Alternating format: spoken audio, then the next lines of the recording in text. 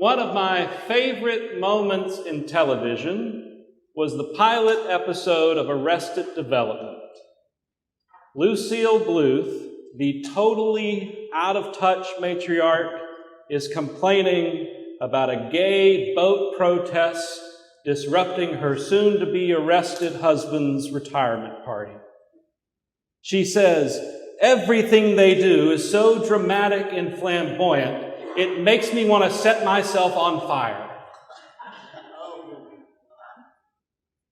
Lucille is the queen of hyperbole, of using these exaggerated expressions to great comedic effect. But hyperbole doesn't have to always be funny. It can just be a means of making a point. For example, "I'm so hungry I could eat a horse." Or, "She's been teaching here since Moses came down from the mountain." Or, "The sermon is so boring, if he gives one more example of a hyperbole, my head is going to explode." But let me give you one more example of a hyperbole used to make a point.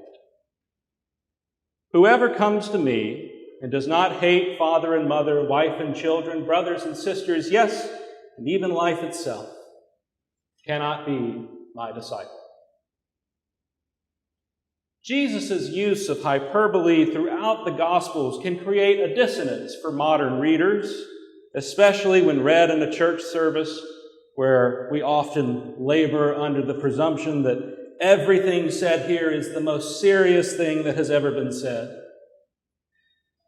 If I had a nickel for every time someone asked me in all seriousness whether we're supposed to pluck out our eyes or cut off our hands, I would have at least 20 cents.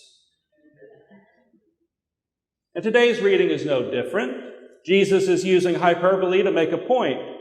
Unless you seriously want to believe that he who commanded us to honor our father and mother, who commanded us to love our neighbors as ourselves, who in Moses told us to choose life, is now suddenly telling us the opposite.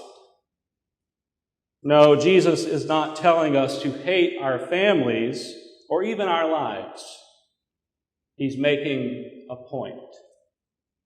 In the gospel story this morning, we see Jesus is surrounded by large crowds. Who are these people? We don't know. Why are they there? We don't know. And frankly, they probably didn't know either. And so Jesus, who at this point is marching toward Jerusalem to die, wants to make sure all these people understand just what they're getting themselves into. He needs them to understand just what is going on. After all, Jesus already knows what awaits him in Jerusalem, but do these people know what even his disciples have not yet grasped? What is about to happen to him will happen to most all of them. What Jesus is about to do is dangerous. Are they ready to take that risk? Do they even realize there is a risk? He's not telling us to hate our families, but he is telling those people following him to Jerusalem that if they stay with him, it will be as if they left their fathers and mothers, brothers and sisters, because there is a chance they won't come back home. He dramatically underscores this by saying, even life itself. In Greek, it reads, even your own soul. Not because he wants us to hate ourselves, but because he wants to make sure that we understand that we are not walking into a picnic. This will not be a moment like at the wedding of Cana where Jesus turns the water into wine. It will not be a moment like the feeding of the 5,000 where everyone will have enough. It will not be a moment where hemorrhages are healed and disease is cured. It will be a moment when the Son of Man is lifted up, not in worship, but in agony. Not in splendor, but in shame. Not in joy, but in his forsakenness. Are you sure you're up for the journey? But while Jesus is not speaking directly to us in this narrative, there is a timelessness to his message that we would do well to hear. Following Jesus is not something we can do haphazardly, and it certainly is not something that bears no cost. Dietrich Bonhoeffer, in his book, The Cost of Discipleship, lays out his argument against what he calls cheap grace. He says, cheap grace is the preaching of forgiveness without requiring repentance, baptism without church discipline, communion without confession, absolution without personal confession. Cheap grace is grace without discipleship, grace without the cross, grace without Jesus Christ, living. Costly grace is the treasure hidden in the field. For the sake of it, a man will go and sell all that he has. It is the pearl of great price to buy, which the merchant will sell his goods. It is the kingly rule of Christ, for whose sake a man will pluck out the eye which causes him to stumble. It is the call of Jesus Christ at which the disciple leaves his nets and follows him. Costly grace is the gospel which must be sought again and again, the gift which must be asked for, the door at which a man must knock. Bonhoeffer's words can be unsettling for those of us trapped in the complacency of our discipleship. But he knew what he was talking about, because when push came to shove, Bonhoeffer chose the path less traveled. At the start of the Third Reich, he lived comfortably in America, in New York, but he left the safety of these shores to join his fellow Germans in resisting Hitler. It was a movement of faith in the bonds of common humanity, and it cost him everything, as he was hanged to death in a concentration camp a few months before the war ended.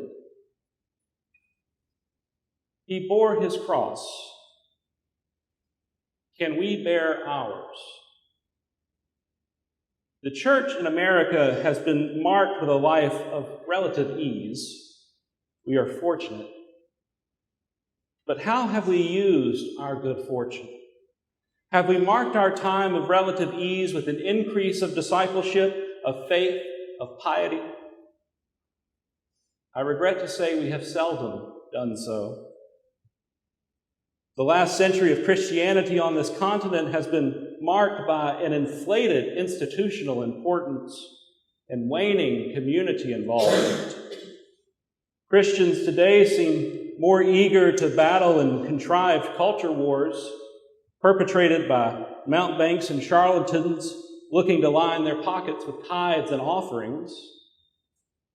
Gone is the Christian concern for the local community, the one place where every individual can make a difference with their time, talent, and treasure. We see instead a cacophony of abuse perpetrated on the unsuspecting by the unscrupulous. Of course, these people have always been a part of the Christian landscape. Wolves in sheep's clothing, as we see them in Acts when the magicians want to know Paul's secret so that they can increase their wealth. From then until now, from the sons of Sceva to Franklin Graham, there are those in every age who compromise the gospel as a tool of oppression rather than liberation. Paul understood this in his letter to Philemon. Concerning the runaway slave Onesimus, Paul tells his former owner that this man is his beloved brother. Paul is not worried that Philemon is going to pull his pledge. Paul did not care that Onesimus had cost Philemon some money, because Paul knew that following Jesus is a costly affair. The Christian landscape in this country was once littered with faithful disciples who understood this, from the leaders of movements like Martin Luther King to those who lived a hidden life of faith and goodwill, from public intellectuals like the Niebuhr brothers to the quiet faithful who shaped the thoughts of 1,000 communities. Good, faithful Christian men and women stood apart to offer some redemption for those whose only witness of Christianity was hellfire and abuse. Today, we have forfeited our role in shaping the public conscience, to those extremists who would have non-Christians believe that the bride of Christ seeks their destruction as God seeks their damnation. We have watched our fellow Christians come under the grip of conspiracy theories, and I ask honestly, have we even bothered so much as to pray for them, let alone challenge them? We've abandoned the Bible to their interpretation, the tradition to their observance, the gospel to their contrivance. But our path to justice and love for all, to God's dream for our sinful and broken world, will not be found in relinquishing the Scriptures to the parochial interpretations of men, and it is almost always men, more interested in the love of power than in the power of love. It will not be found in letting narrow-minded expressions of our faith dominate the conversation. It will not be found in allowing the white supremacist Christo-fascists to have the loudest voice in the room. It will be found in prayerful devotion, authentic engagement with the Scriptures, faithful reception of the Eucharist, and courageously living out our lives in confidence of God's promise to this world. And to be clear, living this way will be costly. Even gentle correction is likely to inspire vitriolic retaliation. But they do not get to co-opt the faith once for all delivered to the saints. And if I have to hear one more fly-by-night self-appointed preacher tell me that the King James Version, perhaps Anglicanism's greatest gift to the English-speaking world, is the only valid way to read the Bible, my head will explode. That's hyperbole again. But all of this is to say that the path to salvation will not be an easy road. It is the Via Dolorosa, the way of tears. But like Bonhoeffer and like the disciples walking with Jesus to Jerusalem, we will find the strength and courage to love and serve God and God's vision for this world, and the one who has walked this way before us. And we are continually encouraged by those who walk together with us.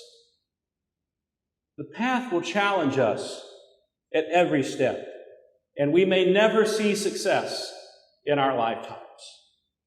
And so, knowing this, are you willing to walk with Jesus?